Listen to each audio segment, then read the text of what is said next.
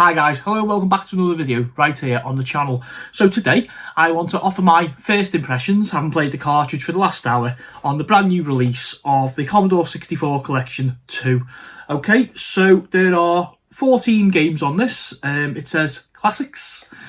I'm going to read off what's on here, then I'm going to give you my quick first impressions. Okay, so we have California games, World games, Mission Impossible 2, Pit Stop 2, Sword of Fargoal, Street Sports Basketball, Uridium, Cybernoid, Nebulous, Firelord, Slayer, Zamzara, Insect in Space, and Mission Impossible.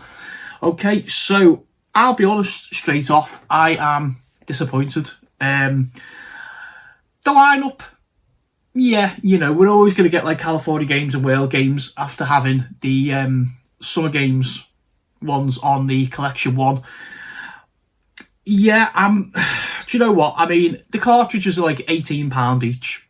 You know, I think my initial thoughts, California games, not impressed, never liked it anyway. World games is fun. You know, not worth buying a cart for, but it could be fun. Although, like, different crazy events from around the world. Impossible Mission 2, I don't know why. The first one was the outstanding title, and there's probably no reason to do another one. Pit Stop 2, that was fun, that was interesting. Little Formula 1 game. A bit like, probably the not predecessor, the follow-up to maybe Pole Position in the arcades. Worth a play, okay.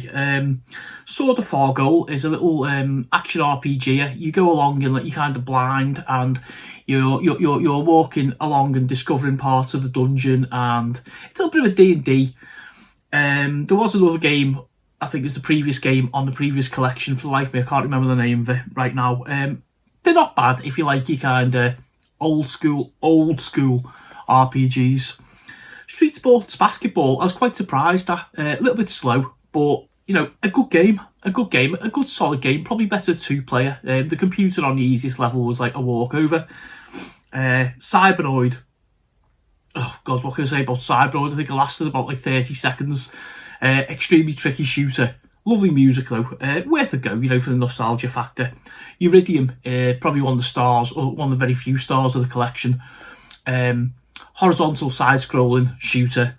Beautiful music. Great gameplay. Just, yeah, it's worth probably getting for the cost of the cartridge, with a little exception which I'll mention in a bit. Nebulous. Nebulous is lovely. This little creature, you got to kind of, it's like parallax scrolling, I think the terms, and you got to kind of like just work your way around or up this tower, shooting things, jumping, tricky as hell. Lovely little game, lovely music. Probably Nebulous and Uridium are worth, almost if it was like a dual cartridge, you know, if you have a look at like Uridium, Nebulous, the two on it are worth the price of the cartridge. Okay, Firelord, not for me. Action adventure. You kind of scrolling around. It looks a bit like Saberwolf on the Spectrum. Look nice and colourful. You go around collecting things. I'm not really sure what the point of the game is, to be fair. Slayer was interesting. That was another shoot 'em up.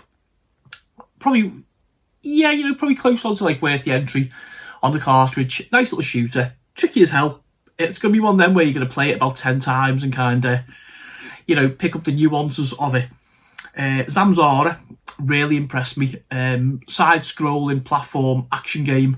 You like this alien creature and you're kind of going along and jumping over platforms, shooting stuff to get to the exit. An A to B job, worth playing.